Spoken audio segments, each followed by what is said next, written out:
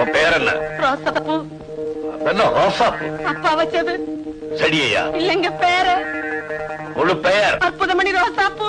அதென்ன அற்புதம்? நடமாட்டத்துல பொண்ணுங்க, நடவடிக்கையில ஆணுங்க, தட் இஸ் தி அற்புதம். நம்ம பழைய ஆளு அப்படித்தான் கிண்டலா பேசுவாங்க. ஃபாதர் கொலையை பத்தி உனக்கு என்ன தெரியும்? அடக்கம் பண்ணிட்டாங்கன்னு தெரியும். இந்த கொலையில நீ சம்பந்தப்பட்டிருக்கேன்னு நான் சொல்றேன்.